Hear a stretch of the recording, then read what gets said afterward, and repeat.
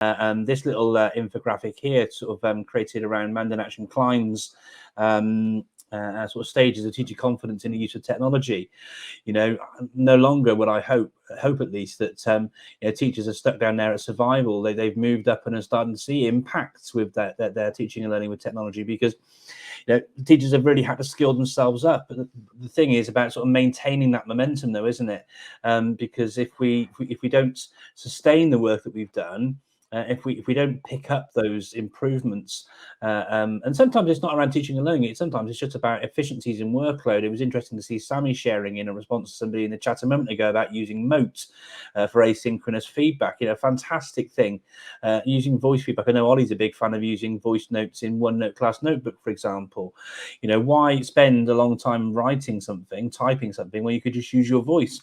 And it's so much more accessible for your learners as well, isn't it? Absolutely brilliant.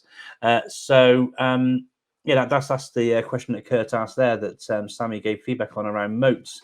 Mote is the plugin Chrome extension you can use to leave audio feedback in Google and across the sort of Google ecosystem. But yeah, absolutely brilliant to see teachers moving forwards and improving their sort of confidence with technology during the past sort of 24 months.